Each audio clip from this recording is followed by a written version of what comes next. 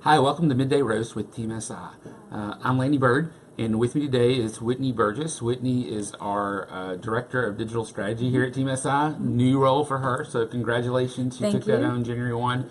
We're really happy to have her on our team, really looking at all of our clients, what they're doing with their interactions online and helping us land new business and kind of auditing and making sure we're following best practices across the board. So congratulations on that before we get started. Thank you. I appreciate that. So Midday Roast, you've seen Whitney and I on here before, but what it is, it's an opportunity for we here at Team SI to share some conversations that we always have around the office about what's going on in digital media and what's new and what's trending and what you can do to help market your business better. And today I'm really excited about this topic, and Whitney is too, and we're talking about changes in the Facebook algorithm. So what Facebook is doing is basically changing the way things are seen in your news feed. And I think it's really cool because we spend a lot of money on Facebook, our clients spend a lot of money on Facebook, and we spend a lot of time as consumers, internet consumers, on Facebook. So it's going to change my daily life. That's one of the reasons I'm real excited about it. But let's start with the fundamentals. The Facebook algorithm. Okay, so what is a Facebook algorithm, Whitney? Well, the algorithm is, in general, how information shows up in order on your newsfeed. And before the change, it was all things that we've been used to. Once they introduced the newsfeed, it was in like logical and numerical order, and then they adjusted it based on things that you wanted to see or things that you engaged with. So things that you liked, things that you commented on or shared. But now they're making adjustment to that, and it is a big change. Now what they're doing, and I have a visual. Dun, da, da, da. So the new Facebook algorithm change is that they're going to prioritize meaningful person-to-person interactions among friends and family over posts from Facebook pages. So I think that's kind of confusing, or it needs some further definition. And Facebook did too when they came out with this, because Mark Zuckerberg made a big announcement and went live and said, I'm going to lose $1 billion over this, making this change. But meaningful, what does meaningful person-to-person interactions mean? What they're doing and everything that I've studied and researched, meaningful is going to be based on causing you to actually engage. So it's easy to like and it's easy to share, but they're really focusing on comments.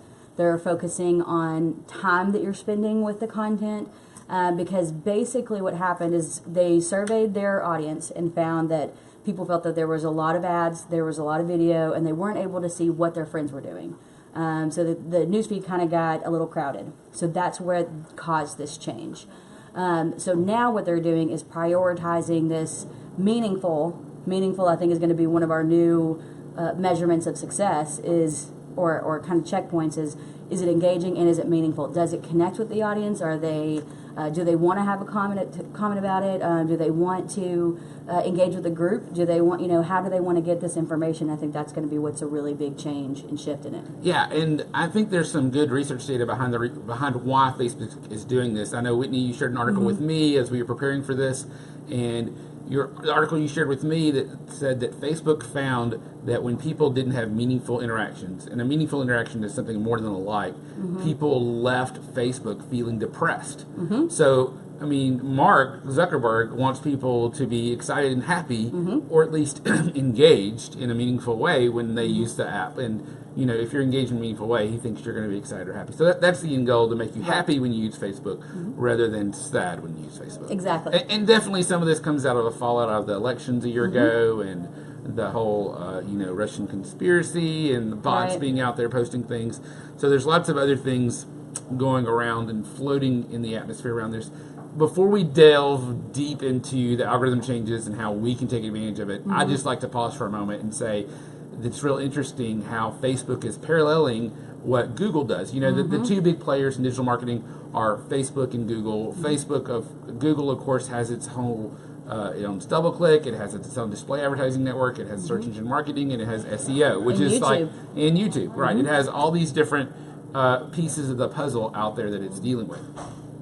And in general, about 50% of the overall, 45 to 50% of the overall digital marketing spend goes to Google. Next biggest competitor is Facebook. So this is really Mark Zuckerberg and Facebook taking a page out of the Google playbook and says, hey, we want to make our platform better. We want to please the users first.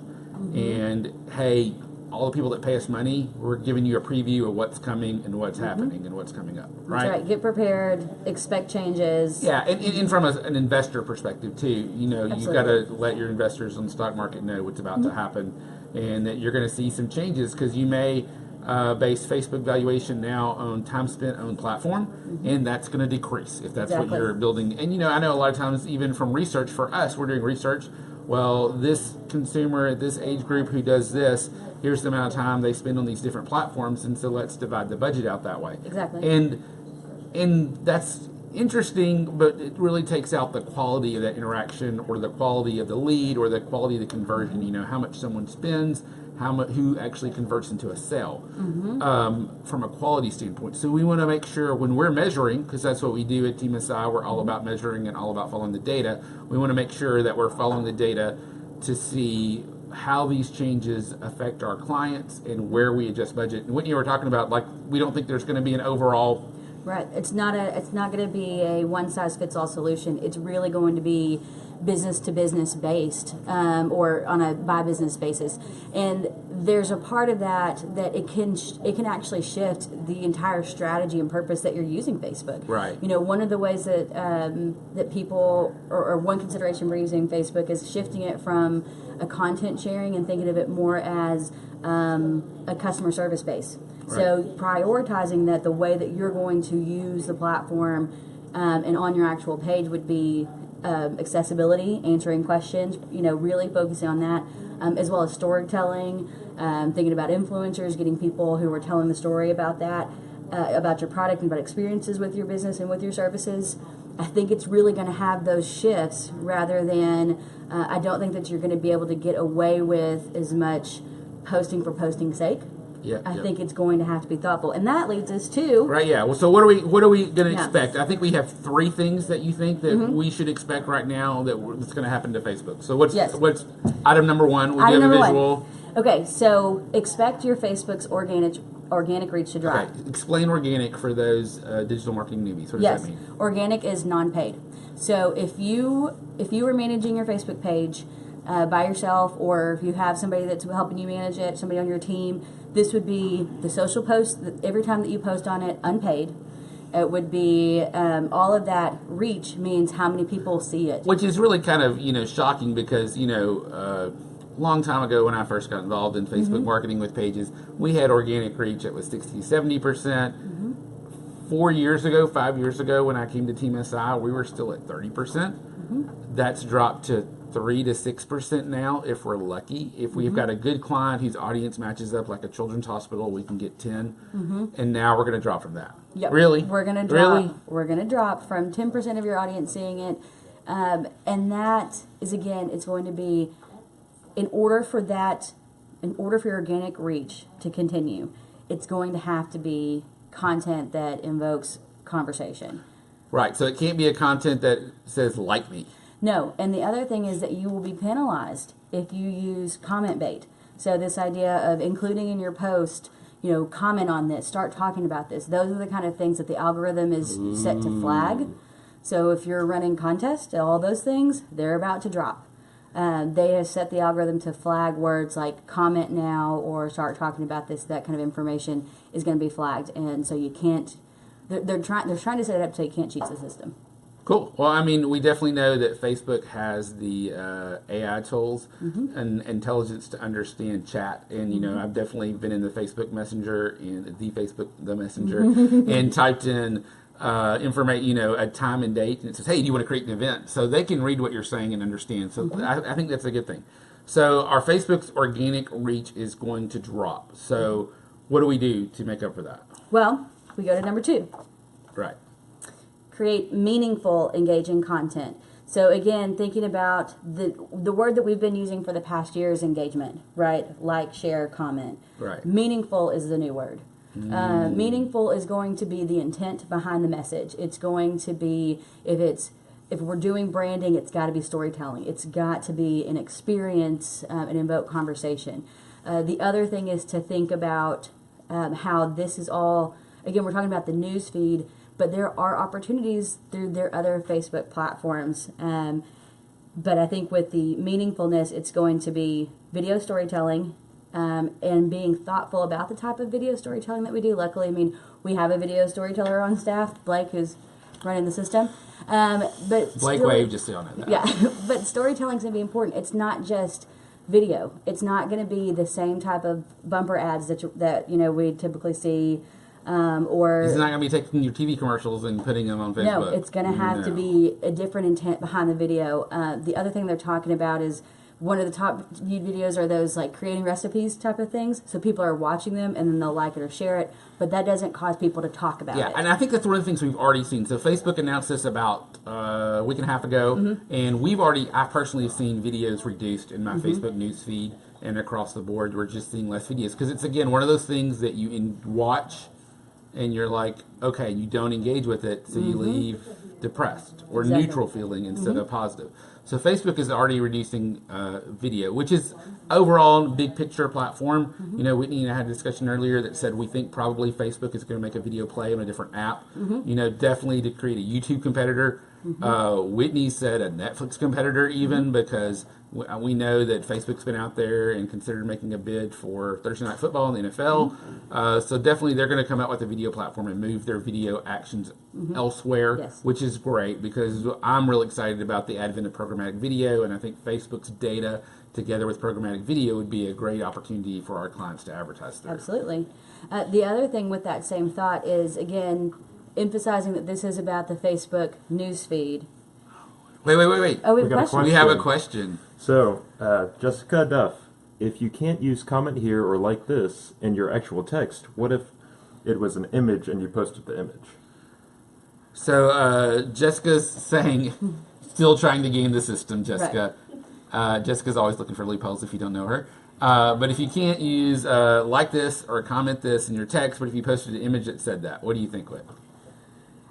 I think it breaks the basic rule. Right. So I think you're going to get caught, Jessica. Yeah, and I think let's push ourselves to be strategic and thoughtful to how are we going to get this. I mean, I think that the other option is to, instead of thinking about running a video or an ad or an organic post about it, how do we use the other tools available like Facebook Live, or how do we use Facebook groups or Facebook Messenger and use the other Facebook platforms that they have available to kind of invoke that.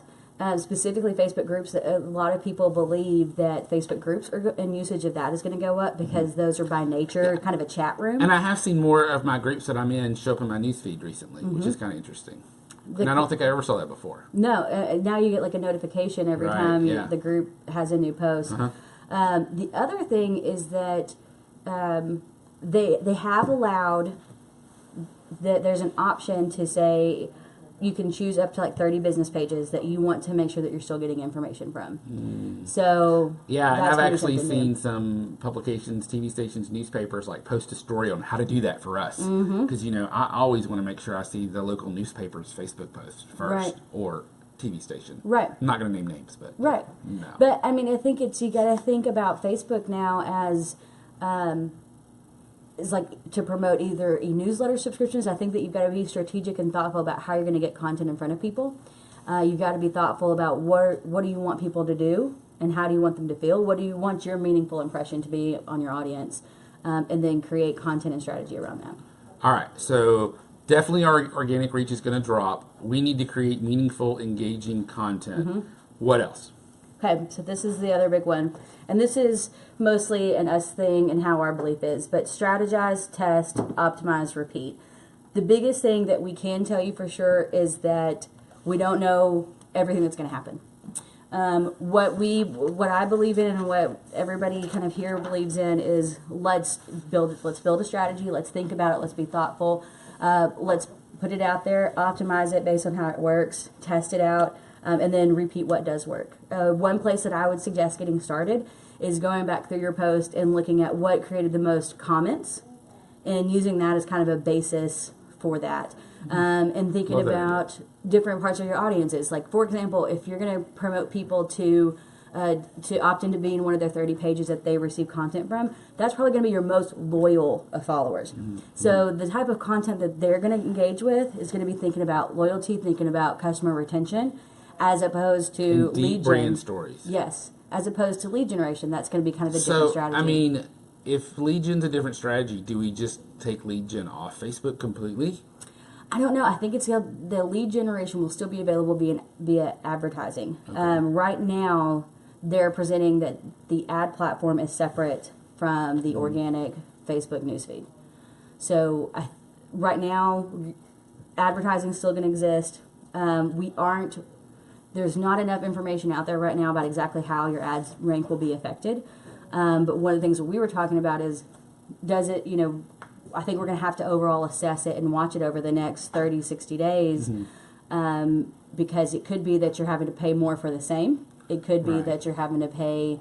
well, definitely, I think if we're going to lose organic reach anyway, you're going to have to pay more to get your just normal post out. Exactly. So that's going to help Mark make more money. But the other thing that's definitely said that's going to happen with this is the total time a user spends on Facebook is expected to drop. Yes. So the question becomes, do I move my budget elsewhere because I'm getting fewer eyeballs, or because I'm getting a higher quality interaction and deeper engagement with the user? Do I leave my money there or even spend more money? And we don't know. That's one of those make a strategy, test it, and optimize, repeat, right? Strategize, test, optimize, repeat. Yes, and I think the other thing is to be thoughtful about, we haven't heard anything at all that Instagram will be affected by this, which is also a Facebook platform. Facebook owns that, which is in its overall messaging, it's very visual, it's very storytelling. So it could be that they're taking kind of the pieces that work from a storytelling perspective from Instagram and including that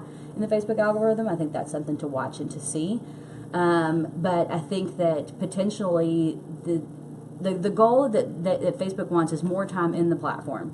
But the content that they're going to see is going to be more about what their friends like and what they're engaging with and are having conversations about, rather than just ads. They're trying to be, if you're going to, I think they're setting it to where you're going to have to pay to play. Like, so we say yeah, that, I think so. What you're telling me is up. there's going to be fewer ads, so that's going to create some scarcity. So in an auction platform, I'm going to have to pay more to reach that prime audience that I want to reach. Yes. So I think, this is Lanny Burt's prediction, not Team SI, but from everything I've read so far, I think we're going to have to pay more money to play on Facebook. I think so too.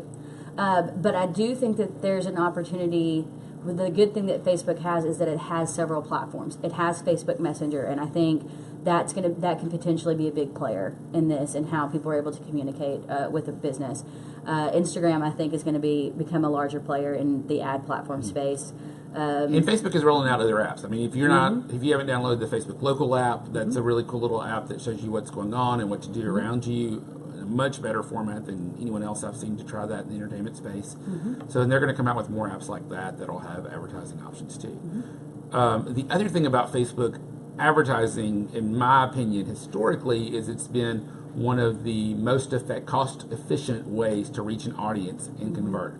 Really cheap conversions on Facebook. So as a whole, their cost has been lower. So I think they're just kind of balancing out a little bit right now too. So I don't think Facebook is going to be any more expensive. It's probably going to be, in a lot of cases, a better option than the display network still, to me, even when we've seen display networks become much more efficient in the last year with database targeting.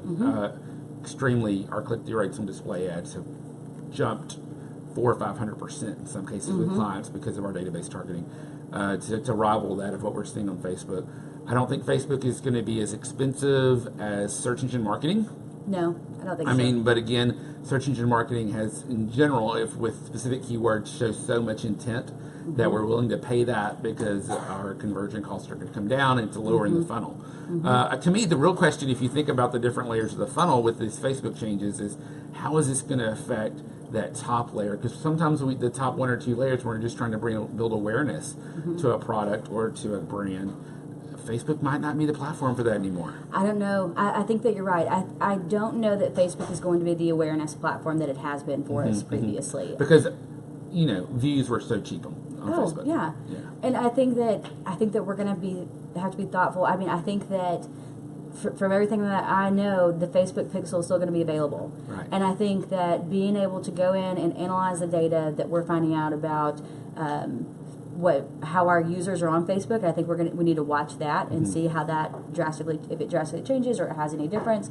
I know in one case with one client, The Facebook Pixel told us about a content that users were reading, and so we were able to kind of get in that. So I think being thoughtful about analyzing. Yeah, so you're telling me data. Facebook is going to hopefully give us good data still, possibly better data. If you're not using the Facebook Pixel on your site to gain more insights about how those ads and content's working, you need to go ahead and put that on your site and use that to track it. Last thing before we move forward, one of your favorite social media gurus, Gary Vaynerchuk, talks about audience arbitrage. So audience arbitrage is the ability to buy an audience really cheap. And he loves Facebook for this. I haven't heard Gary, but I know you follow Gary a lot closer than I do. So I haven't heard Gary talk about the effect of this Facebook algorithm. Have you? I haven't. Right now he's doing a lot of book promotion. And his new book, Crushing It, came out yesterday, I think. Yes, I think it's going to be great. Yes, and Whitney and I's copy is coming in tomorrow morning.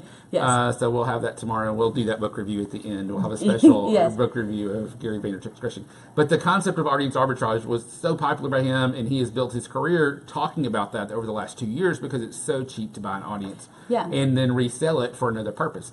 That may be going away on Facebook at this point. And he's also, another thing that I think that's important that everybody does is he's not emotionally attached to any platform. He's like, I will be wherever the audience is going to be.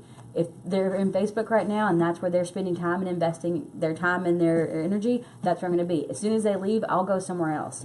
So it's about being quick to market, about being first to market, and understanding where your audience is and how they're spending their time, because that's a big thing that he promotes. And so that's why right now I know that overall we spend a lot of time in Facebook and content and having that kind of be the home and hub for places, and that may shift. I think that part of what I'll be spending my time with right now is talking to our AEs and clients and help understand what this is and building strategies for them on how to adjust and pivot, strategize, test, optimize, repeat. Cool. Well, I really appreciate you joining us today, Whitney, and I appreciate everyone listening in. This has been one of the most interesting topics that we've had to discuss on Midday Roast in a long time. If you have a business that you're worried about how your Facebook is going to react and what you need to do to reach your audience, we'd be happy to have an opportunity to discuss that with you. You can have a conversation with Whitney, myself, or one of our account executives or a member of our sales team. You can connect with us on our website at We Are Team SI or on social media at We Are Team SI. Yeah, our website is teamsi.com. Right. Yes, our social media at We Are Team SI. So get in touch with us. If you have a question or comment about something we talked about today, you can send us an email. You can leave a comment. We'd be happy to answer your question. A lot of our answers based on this subject may be we're not really sure, or strategize, test, optimize, repeat. That's what we're doing here, and that's what we're going to encourage you to do. Anyway, thanks for joining us, Whitney. Thanks for Appreciate having me. y'all being with us today.